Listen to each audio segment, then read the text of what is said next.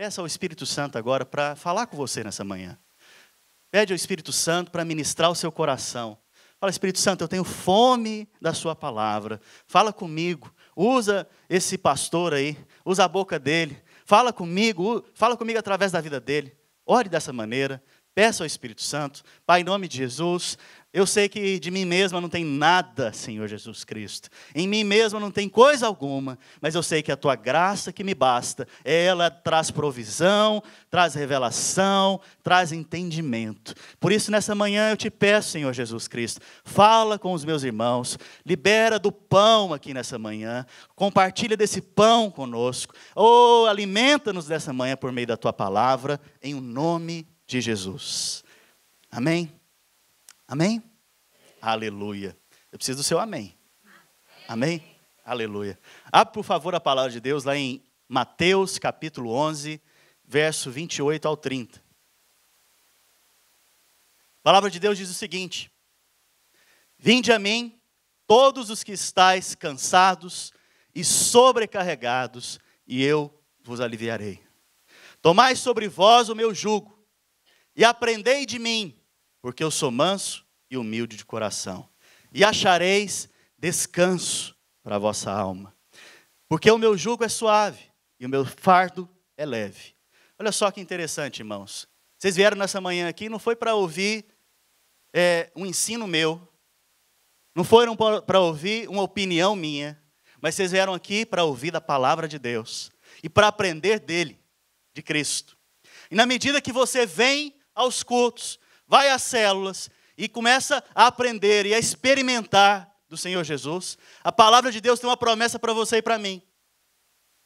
Deus vai removendo o jugo que está sobre a sua vida. Essa é a promessa de Deus. E mais, não é só o jugo. Ele fala que vai tirar aquilo que está pesado dentro de você. Se você está sobrecarregado, na medida que você aprende da palavra de Deus, Ele vai tirando esse peso, essa angústia, essa ansiedade, para que na medida que você vai aprendendo, o fardo se torne leve e suave. Fala assim para a pessoa que está ao seu lado: o fardo é leve e suave. Sabe?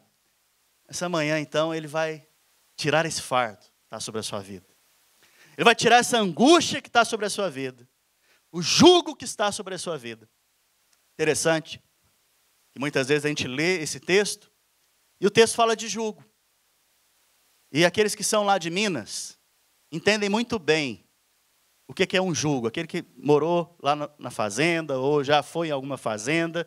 O boi, quando ele vai ser usado para arar a terra, é colocado sobre ele o quê? Um jugo. Esse jugo não é o jugo que Jesus está falando aqui. E muitas vezes se fala que é esse jugo.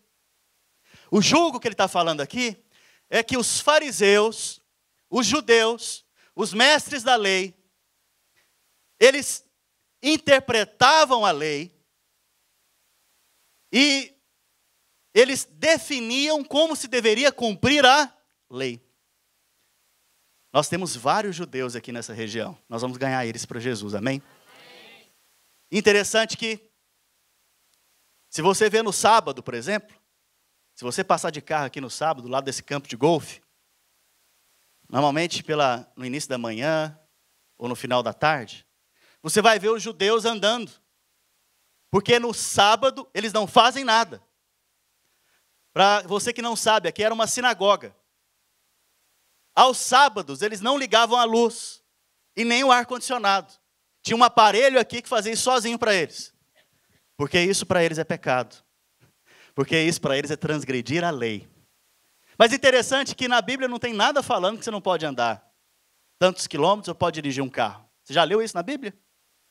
Mas os judeus, mestres da lei, são aqueles que colocam esses jugos, esses pesos, essas ordenanças, para que eles cumpram.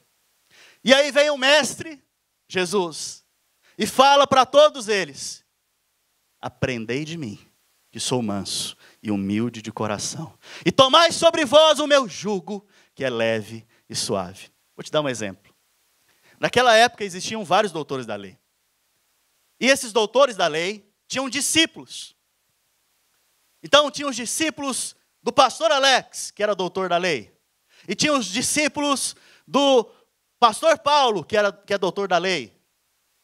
E eu interpretava a lei da seguinte maneira: no sábado só pode andar 3 quilômetros. Já o pastor Alex, ele entendia que aos sábados só poderia andar 5 quilômetros. Então aqueles que andavam comigo, no sábado ele poderia andar quanto tempo? 3. Com o pastor Alex? Mas se algum de vós visse aquele que andasse comigo andando 5 quilômetros ou 6 quilômetros, você poderia denunciar ele. E ele poderia ser apedrejado. Porque descumpriu a lei. E vem Jesus então e fala: eu sou o Senhor do sábado. Eu sou o Senhor do sábado.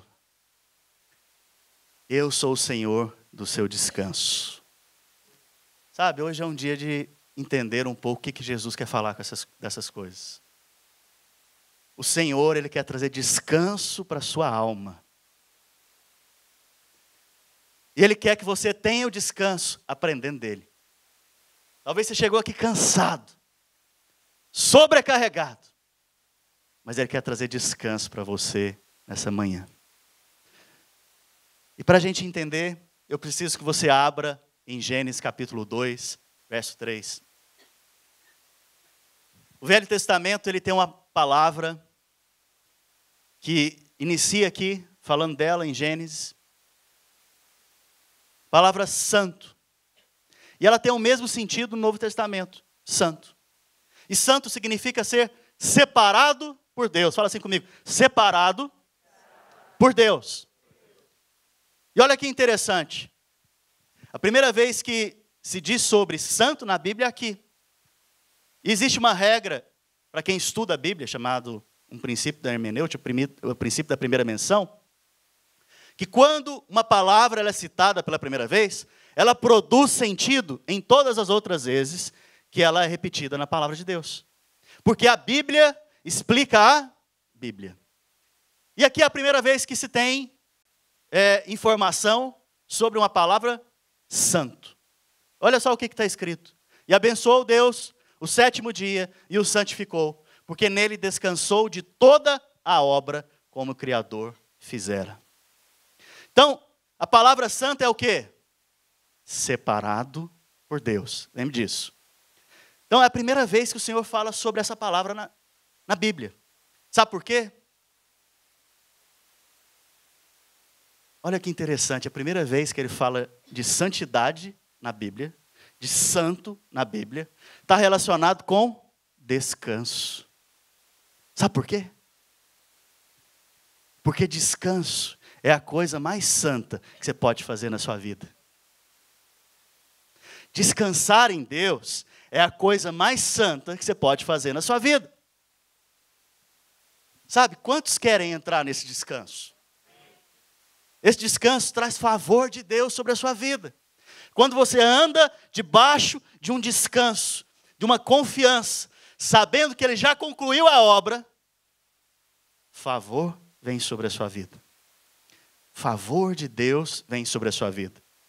Sabe, vou dar um exemplo para você de favor. Quantos tem empresa aqui de construção? Vou anunciar os irmãos aqui agora. Levanta a mão para os irmãos te verem. Aleluia. Ó. Os irmãos aí mexem com construção. Se você precisar, está aí. Ó. Imagine que o Carlinhos, que levantou a mão, ele é aquele que não descansa.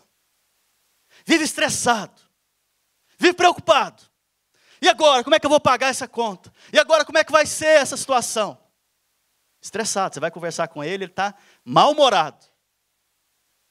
Você vai conversar com ele, só morte. Só notícia de morte. Mas o Zé Roberto. Levanta a mão, Zé Roberto. Zé Roberto é aquele que anda no descanso. Não tem trabalho hoje. Estou no descanso. O Senhor vai abrir porta. O Senhor vai prosperar minha vida. Passa o dia, não aconteceu nada. Enquanto o Carlinho aqui está estressado. E ele trabalhou a semana inteira, 5 dias, estressado. Eu tenho que trabalhar mais, eu tenho que ganhar mais, eu preciso pagar as contas, eu não dou conta, eu preciso disso. Tá lá, ninguém faz isso aqui, né, irmãos? Aleluia, tudo santo. Separado para Deus. E aí o Zé Roberto está lá. Segunda, sem trabalho. Terça, sem trabalho. Quarta, sem trabalho. Quinta, sem trabalho. Chega na sexta, recebe uma ligação. E a ligação ele tem que fazer algo só durante meio período. Só que o que ele ganhou em meio período é o que o Carlinhos fez a semana inteira. Você está vendo o que é favor de Deus? Isso é favor de Deus. Aquele que olha para a circunstância é ruim, mas Deus não muda. E essa circunstância não define a vida dele, esse anda no favor. Sabe, quantos querem andar debaixo do favor de Deus? Eu quero te ensinar a permanecer debaixo dessa cachoeira. Essa cachoeira de bênção sobre a sua vida, que é o favor de Deus. Quantos querem aprender isso nessa manhã? Nós vamos aprender isso do Senhor Jesus, amém? Então olha só, Gênesis 2, capítulo 2, verso 3. E abençoou Deus o 7º dia e o santificou, porque nele descansou de toda a obra que o como Criador fizera. Então descanso é algo que está relacionado à santidade. Lembre disso. Descanso é algo que está relacionado à santidade. Deus se cansa, irmãos. A Bíblia fala que Deus não se cansa, nem se fadiga, nem tosqueneja. Que palavra bonita, né? Sabe o que é tosquenejar? É fazer isso aqui, ó. Alguns irmãos ficam tosquenejando aqui no culto. Tem outros irmãos. Você sabia que Deus... Irmãos, você já conversou? Quantos aqui são casados? Levanta a mão, deixa eu ver. A esposa, já conversou com seu marido? Ele foi e abriu a boca. O que é a expressão que ele está te falando? Eu estou com sono, também estou desinteressado nisso que você está falando. A Bíblia fala, irmãos, que Deus nem isso faz. Nem isso faz. Agora é interessante que um Deus que sabe todas as coisas, ele sabe todas as coisas. Sabe o que, até antes de você falar, ele já sabe o que você vai dizer. Ele se interessa em te ouvir. É impressionante um negócio desse. Impressionante. Tem alguns irmãos aqui no culto que de vez em quando... Só que tem uns que são mais discretos. Eles não abrem a boca. Eles abrem as narinas e saem lágrimas nos olhos. Normalmente eles ficam sentados na frente. Só uma brincadeira, irmãos. Só uma brincadeira para quebrar o gelo. Então, Deus, ele não se cansa. Mas por que ele descansou de toda a sua obra? Fala assim comigo, porque ele concluiu a obra. Então, se Deus não se cansa, logo ele então descansou por quê? Ele concluiu. Entende? O Senhor, ele já concluiu a sua obra. E você tem que descansar nessa obra que já foi concluída. É isso que ele espera de você e de mim. É que nós venhamos a descansar nele. Porque ele já fez. Ele já fez. Ele já fez. Amém? Sabe? A primeira menção, então, de santidade é essa. Mas a primeira menção de graça está lá também em Gênesis. Alguém já ouviu falar de Noé? Está lá em Gênesis capítulo 6, verso 8. Vamos ler? Deus quer nos ensinar algo nessa manhã. O Espírito Santo quer te ensinar a respeito de Jesus nessa manhã. Ele é graça e verdade que veio. Ele é graça e verdade que veio à sua vida. E olha que interessante. Porém Noé, vamos ler juntos? Porém Noé achou graça diante do Senhor. Olha que interessante. A Bíblia fala então que Noé achou graça diante do Senhor. E é a primeira vez que fala essa palavrinha, graça. Sabe o que significa Noé? Descanso. O descanso achou graça diante do Senhor. Isso aqui é um princípio espiritual. À medida que você entra nesse descanso, você vai andando em favor diante de Deus e graça. Sabe, você quer mais favor sobre a sua vida? Você quer mais graça de Deus sobre a sua vida? descansa. Confia na obra consumada de Jesus. Descansa. Quando eu falo descanso, irmãos, eu quero que você me entenda, amém? Evidentemente, eu não estou falando aqui, né? Não estou dizendo que é para você deixar de trabalhar. Porque alguns já estavam assim, vou deixar de trabalhar. Não, não é isso. Não é isso não, amém? Eu não estou dizendo para você deixar de trabalhar. Ou viver passivamente. Não fique passivo diante das situações. Se posicione de acordo com a palavra. Eu estou referindo a algo que produz na sua alma, né? Ansiedade, fala comigo, ansiedade. Medo, angústia. Sabe, medo, irmãos, é um negócio interessante. Medo, em última análise, é medo de morrer. Em última análise, eu tenho medo de não conseguir pagar as contas no final do mês. Na verdade, você não tem medo de não pagar as contas no final do mês. Na verdade, você tem medo que você e sua família morram por você não ter pago as contas, comprado a comida, comprado o remédio e assim por diante. Em última análise, o medo é medo de morrer. Alguém que tem medo de avião? Tem coragem de levantar a mão? Ó, tem um ali. O pastor lá atrás tem medo. Em última análise, não é medo de avião. É medo de morrer, porque você não vai para o avião e lá você vai ser assaltado. Imagina, tem medo de chegar no avião e lá acontecer um motim lá dentro e eu ser assaltado. É isso? Não. É o medo do avião cair e você morrer. Em última análise, todo medo é medo de morrer. Mas a palavra de Deus diz o seguinte: que Jesus venceu o mundo, venceu o pecado, venceu a condenação, venceu a maldição, venceu o diabo, venceu as enfermidades e venceu a morte. E o verdadeiro amor lança fora todo medo. Olha que interessante. O Senhor quer nos ensinar nessa manhã a descansar na sua palavra. Sabe, o que tem te assediado de medo aí nesses dias? E tem deixado a sua alma sobrecarregada? Sabe, muitos vivem cheios de ansiedade, angústia, preocupações, angústia de não ter provisão, angústia e ansiedade para pagar as contas no final do mês, medo de avançar, medo de investir, medo de falhar, medo de não dar certo, né? Medo de criar os filhos. Tem um testemunho. Uma mulher, ela teve um filho. E assim que ela teve o filho, ela teve depressão pós-parto. Ela ficou com medo. Medo de morrer. O diabo começou a trazer pensamentos na sua mente. E ela ficou com medo de morrer e não conseguir criar a criança. E ela começava a pensar: se eu morrer, meu marido vai casar com outra mulher. E essa mulher não vai querer cuidar da minha filha. E ela, por alguns momentos, ela até ligava para o marido no trabalho e falava: amor, você vai me deixar? Você vai conseguir cuidar dos nossos filhos? Da nossa filha? Ela foi entrando nessa paranoia, desse medo, dessa angústia. E ela matou a criança. Porque ela ficou com medo de deixar para alguém cuidar. Mas ela nem morreu ainda. Está vendo como que o diabo, ele é astuto?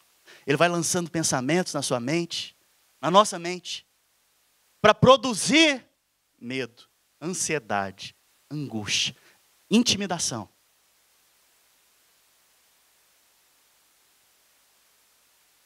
Sabe por que muitos vivem à base de remédio? É remédio para dormir, é remédio para acordar. É remédio para não comer, mas depois é remédio para comer. Por quê? É ansiolítico? Para tirar a ansiedade? Por quê? Porque tem se dado espaço para o medo. Mas aquele que entra no descanso, ele não vive debaixo dessas coisas. Por isso, nessa manhã, eu estou te convidando. Entra no descanso. Sabe? Entra no descanso. Porque todos aqueles que são tirados do descanso, eles são tirados pela condenação do pecado, eles são tirados pelo medo de não dar certo, eles são tirados pela ansiedade e pela intimidação. Só que isso já foi resolvido na cruz. Sabe, quando você aprende a entrar no descanso, é impressionante. Você aprende a fazer todo o seu trabalho sem estresse, sem ansiedade. Mas que descanso é esse, pastor, que a Bíblia está prometendo para mim? É o descanso da obra consumada de Jesus. Jesus estava na cruz. E ele falou, está consumado. Fala assim comigo, está consumado. O que quer dizer isso? Está concluído. Está acabado. Não precisa mais você fazer nada para você ser aceito diante de Deus. Não precisa mais você fazer nada para ser abençoado diante de Deus. Porque está consumado. Eu agora conquistei para você perdão, salvação, bênçãos. E o confiar, e o depender do Senhor, e o descansar no Senhor, é confiar nisso. Confiar nessa palavra, nessa obra. Vocês estão comigo, irmãos? Interessante que no Novo Testamento tem uma ordem. Existe uma direção dada por Deus. Está em Hebreus capítulo 4, verso 9. O apóstolo, não tenho certeza que é o apóstolo Paulo que escreveu Hebreus, suspeito que seja, mas não posso garantir. E ele diz o seguinte, portanto, resta um repouso para o povo de Deus. Próximo. Porque aquele que entrou no descanso de Deus, também ele mesmo descansou de suas obras. Vamos ler de novo? Porque aquele que entrou no descanso de Deus, também ele mesmo descansou de suas, como Deus das. Se você entrar no descanso de Deus, você vai descansar das suas obras. Que obras são essas? Obras da lei. A obra que você faz para merecer. A obra que você faz para merecer. Então aquele que entrou no descanso da lei, ele descansou do merecimento. Ele não anda mais pelo merecimento. Porque Deus também descansou das suas obras. E olha só qual que é a ordem. Esforcemo-nos, pois, por entrar naquele descanso, a fim de que ninguém caia, segundo o mesmo exemplo de desobediência. A única vez, então, que a Bíblia fala para você se esforçar no Novo Testamento, choquem, é aqui. É aqui. É quando ele fala de descanso. Ele está falando para esforçar, mas está falando de descanso. Que incoerência. Sabe, se você não aprender a viver pelo descanso, você não vai experimentar do favor imerecido.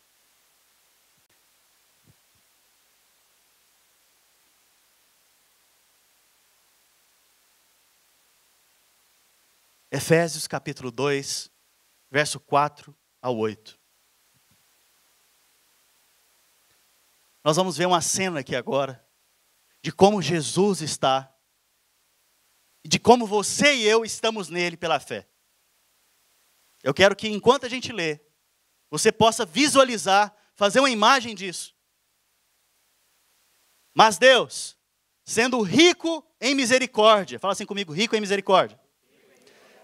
Por causa do grande amor com que nos amou, e estando nós mortos em nossos delitos, nos deu vida juntamente com Cristo. Pela graça sois salvos.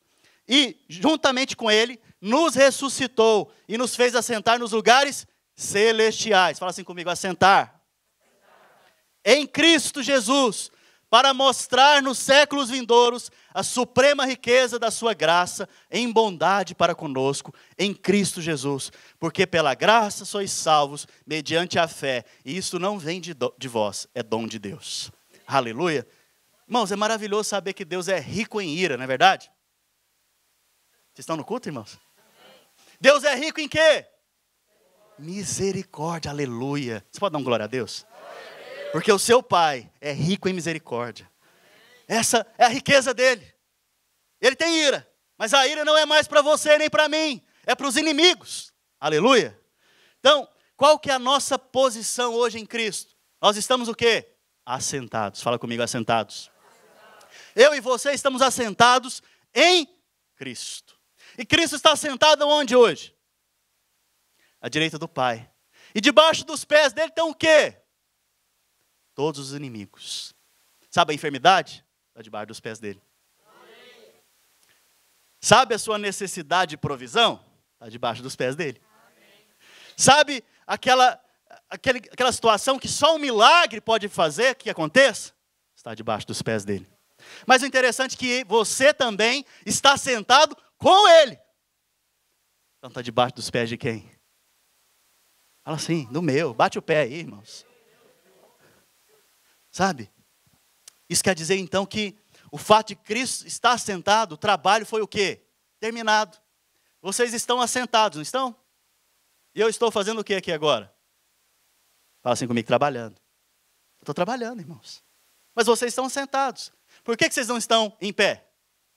Porque vocês estão descansando, recebendo da parte de Deus. Enquanto isso eu estou o quê? Trabalhando.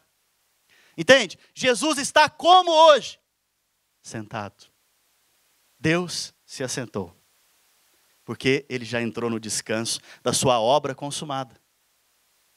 Ele mesmo já está no descanso, porque todas as coisas já foram feitas por mim e por você.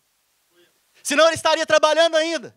Se fosse necessário que ele morresse novamente, ele estaria morrendo então várias vezes. Mas não é necessário. De uma vez por todas, ele morreu. E está o quê? Consumado. Então ele está descansando. Quando você crê nisso, você entra no descanso.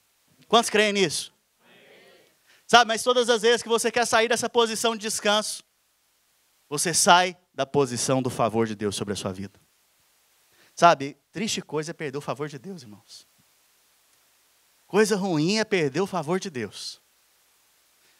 O diabo sempre quer te tirar dessa posição, sabia? O diabo ele quer alternativas e de alguma maneira procurar te tirar da posição do favor de Deus sobre a sua vida. O diabo sempre quer colocar uma pergunta diante de você. O que você vai fazer a respeito daquela coisa? O que você vai fazer? Não tenho dinheiro para pagar o aluguel. O que você vai fazer? Seu filho está assim. O que você vai fazer? Seu carro quebrou. O que você vai fazer? Vou levar no mecânico, pastor. Tem um mecânico aqui também. Vou levar no mecânico. Mas eu não tenho dinheiro para pagar, e agora? O que você vai fazer? O diabo sempre vai colocar essa pergunta diante de você. O que agora você vai fazer? Sabe por que ele está sempre te perguntando isso? Porque ele quer que você levante. Ele quer que você levante da posição que Jesus te colocou. Ele quer que você se levante do lugar aonde Deus te estabeleceu. Ele quer que você levante e haja. Só que aí você vai esquecer que ele já agiu. Que depende de você agora é confiar. Sabe? Você já ouviu falar na oração do estressado? A oração do estressado ela é simples. Ele faz ela todos os dias, inclusive. Reclama de tudo. Reclamar também é oração. Você vai ver no Antigo Testamento, o povo estava lá no deserto fazendo o quê? Murmurando, reclamando. É pecado. E quanto mais eles murmuravam, reclamavam, Deus os abençoava. Até o dia que a lei veio. Aí já não houve mais bênção. Sabe, essa é a oração daquele que está estressado. Reclamação. Está tudo ruim. Nada dá certo. Sempre é assim. Que canseira. E para fechar, palavrões. Quem está estressado, irmãos? A boca dele é um covil. A boca dele é um cemitério. Sabe? Mas nós não somos desses. Amém? Nós somos aqueles que têm a oração, que têm a revelação do descanso. Como que é a nossa oração hoje? Senhor Jesus, eu creio que a obra já foi consumada.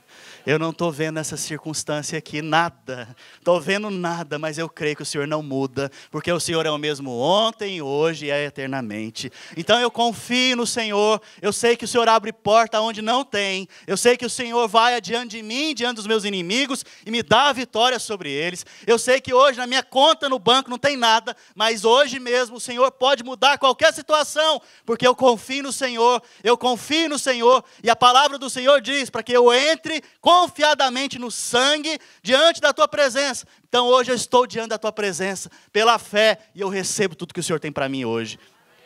Você vê que as circunstâncias não definem Deus. As circunstâncias querem definir você. Mas a palavra de Deus te define. Você está sentado com Cristo.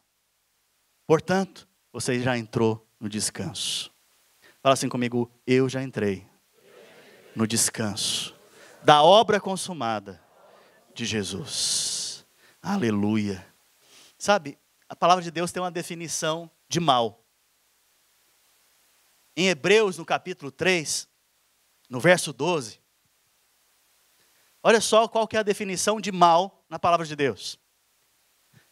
Tende cuidado, irmãos, jamais aconteça haver em qualquer de vós perverso coração de incredulidade que vos afaste do Deus vivo. Interessante que aqui tem uma definição de mal. Muitas vezes a gente pensa que mal é uma imoralidade simplesmente, ou é um pecado imoral. Mas a palavra de Deus não está dizendo isso. Ela está dizendo que, cuidado, para que nenhum de vós tenha perverso coração. Mas que perverso coração é esse, pastor? Sabe o que significa a palavra aqui? Maldade, perverso coração ou perverso. Poneros. Poneros, no grego, quer dizer o seguinte: cheio de labores, cheio de trabalho, aborrecimento, fadiga, pressionado e atormentado pelos trabalhos.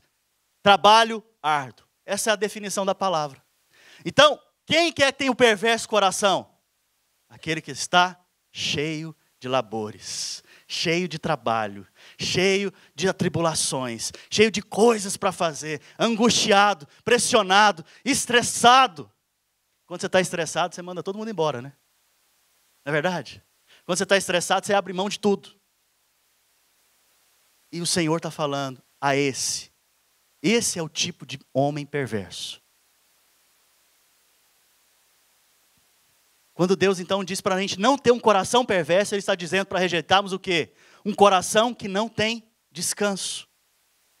Irmãos, eu estou te convidando nessa manhã a entrar no descanso. Sabe, em Lucas capítulo 21, verso 34, a palavra de Deus diz o seguinte: acautelai-vos por vós mesmos. Olha só, toma cuidado, gente. Ei, presta atenção. Acautelai-vos, toma cuidado. Vocês mesmos, tomem cuidado, para que nunca vos suceda que o vosso coração fique sobrecarregado. Fala assim comigo, sobrecarregado.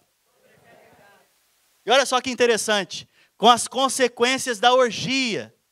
E aqui, muitas vezes, você relaciona a palavra orgia à questão imoral. Mas se você pegar no original, o que significa a palavra orgia? É ficar tonto. É como se você tivesse bebido e ficado tonto com as coisas desse mundo. E aí mais à frente fala embriagado. O embriagado aqui é no sentido de estar intoxicado. Intoxicado do quê? Desse mundo.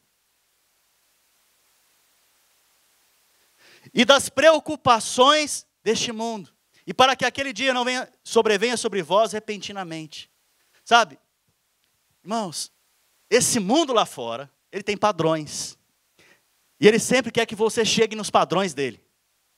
E para isso, você vai ter que sempre estar preocupado, intoxicado, né? Vivendo aquele mundo lá fora. Para que aí o seu coração fique o quê? Sobrecarregado. E no final das contas, o que vai acontecer? Você sai do descanso. Hoje mesmo, volte seu coração para o Senhor. Hoje mesmo, vença nessa área. Hoje mesmo, experimente do favor de Deus sobre a sua vida. Sabe, é tempo de você descansar em Deus. descansar diante das situações, descansar diante das coisas. Sabe, mais uma coisa que te tira do favor e que te tira do descanso, fala assim comigo, condenação. Quando você aceita a condenação, você acabou de sair do descanso. Toda religião ela é baseada em quê? Em qual princípio? Se você se comporta bem, você é abençoado. Fala assim comigo, comportou bem, é abençoado. O que é isso? Mérito, meritocracia. Mas o cristianismo, essencialmente, ele não é igual às outras religiões. Por quê? Porque o cristianismo não é que você tenha se comportado bem e foi salvo, mas é porque ele cumpriu toda a lei e você foi salvo. Não é porque você é bom que você foi salvo, mas porque ele é bom e te deu a salvação. Não é porque você é justo que você foi justificado, porque a palavra de Deus diz que a sua justiça é como trapo de imundície.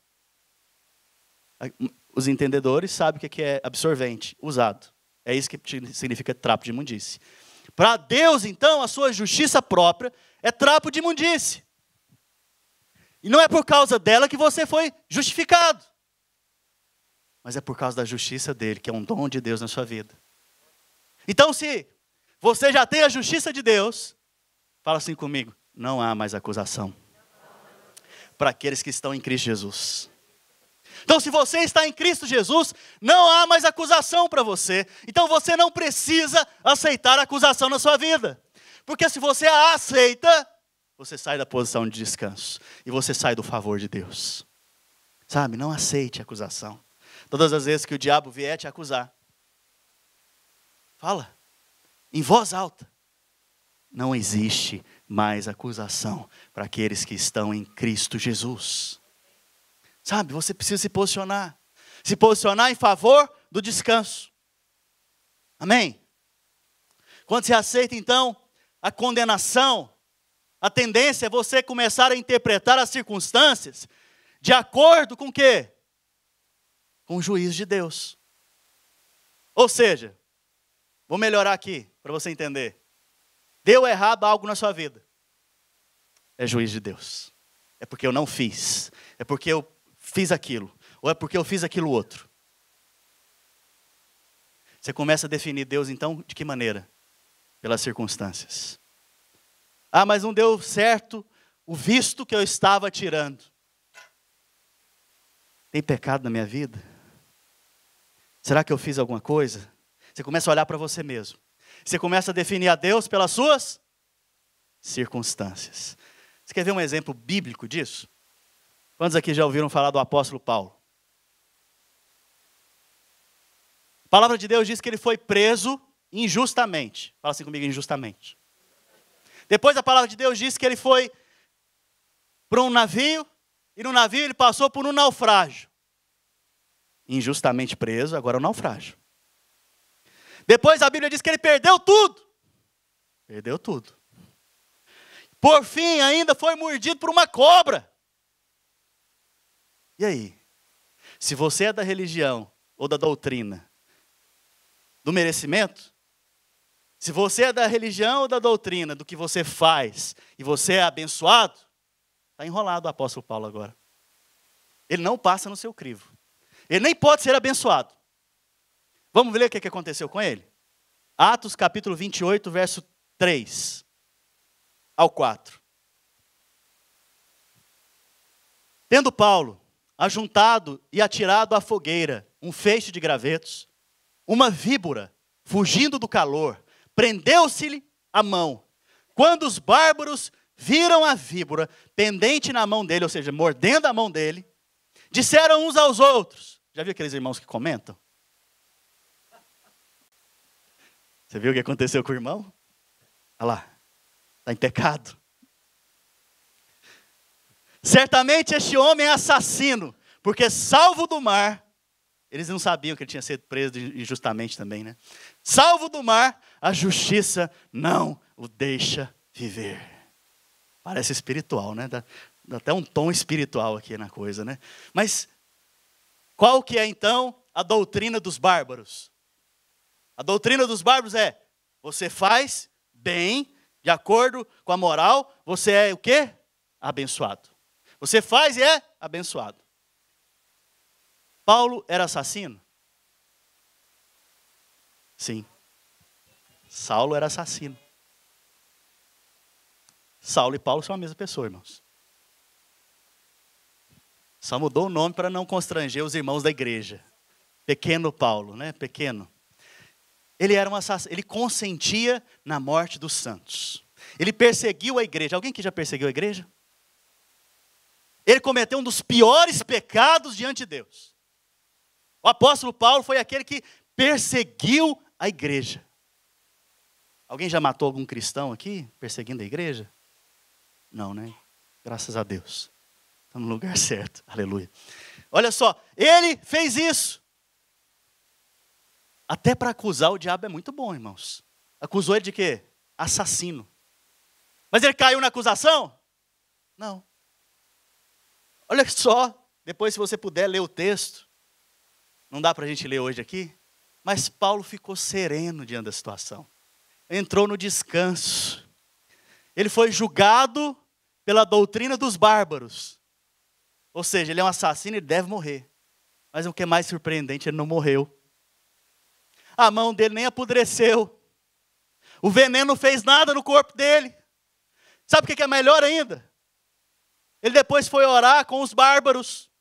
Aqueles que estavam enfermos foram curados. O reino de Deus chegou naquele lugar. E eles receberam a salvação em Cristo. As circunstâncias não definem quem Deus é.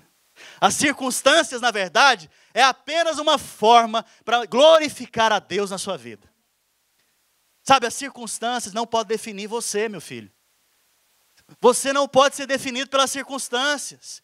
No dia mau, e a Bíblia fala sobre o dia mau, que ele pode vir sobre todos nós. Ela não fala de ano mau, aleluia. É dia mau. O choro pode durar uma noite, não é 24 horas. É só uma noite. Não é um ano inteiro. Mas a alegria vem pela manhã. Então, sabe, uma coisa que você tem que aprender como cristão, a descansar. E descansar é confiar. A hora que a víbora vir morder, destilar veneno, descansa. O Senhor é com você.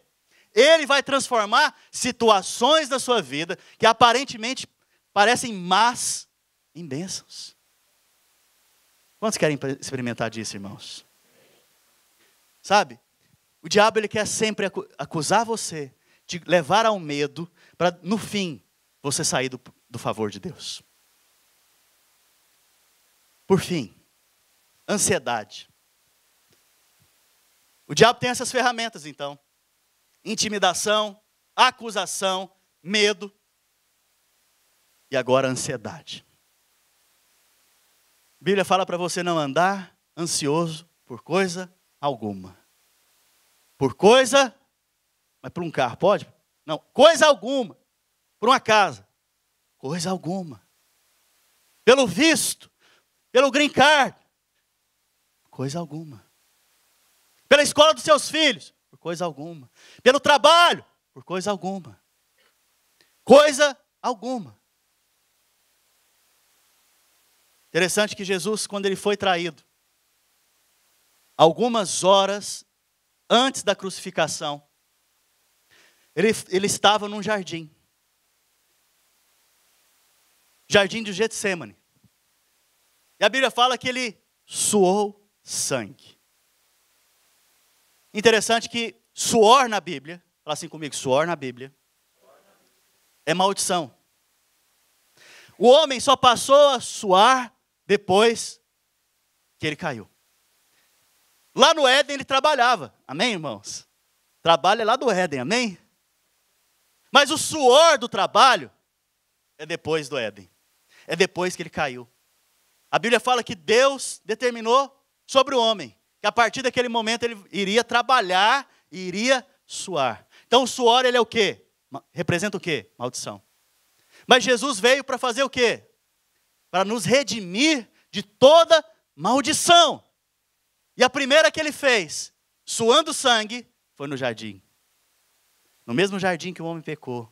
É o mesmo jardim agora profeticamente, que Ele está suando sangue para redimir você e a mim da maldição, da ansiedade, do estresse. Quem nunca ficou estressado aqui, levanta a mão. Deixa eu te conhecer, você é muito importante para mim. Estresse, irmão, e ansiedade é algo que não é de Deus mais para nós.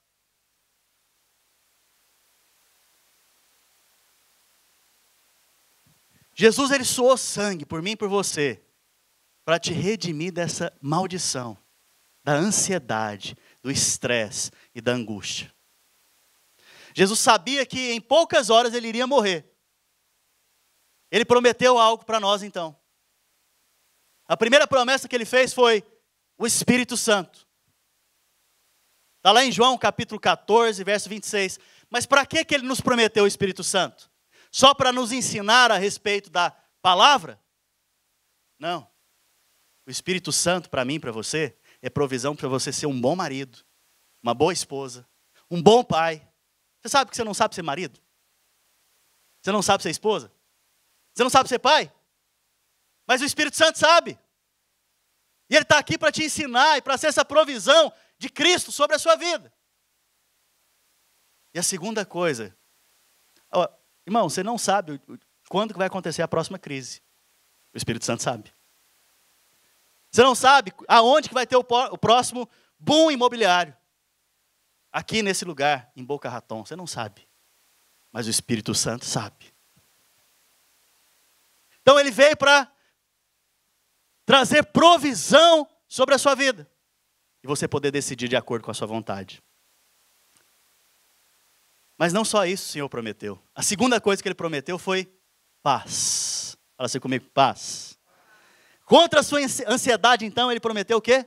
Paz. A paz que excede todo entendimento. Então não importa quão grande seja o problema, ou quão difícil seja a situação, o Senhor deseja que nada disso tome o controle do seu coração. Interessante que a maior parte dos textos do Novo Testamento, quando está iniciando, se inicia com duas palavras. Fala assim comigo, graça e paz. É tudo que você precisa. Graça e paz. Fala para o irmão que está ao seu lado, graça e paz. Imagine que um homem muito rico está morrendo. E ele vai chamar o seu filho para falar as últimas palavras. O que você acha que ele vai falar? Da mesa de ping-pong que tem na casa dele. O que você acha que ele vai falar? Das coisas mais importantes para ele. Jesus estava próximo de ser crucificado. Ele chama os discípulos e os fala a respeito de duas promessas. Eu vos dou a minha paz eu vos dou. Não la dou como o mundo dá. Aleluia. E a segunda promessa? Recebereis do alto o Espírito Santo. Aleluia. O homem rico, que é Jesus, nos deixou duas promessas. Para que você não viva angustiado, cheio de ansiedade. Sabe que o diabo ele não pode manipular um crente em paz? Por que muitas vezes você muda? Por que muitas vezes você chuta o balde? Você perdeu a paz. Porque você saiu do favor. Porque você saiu do descanso.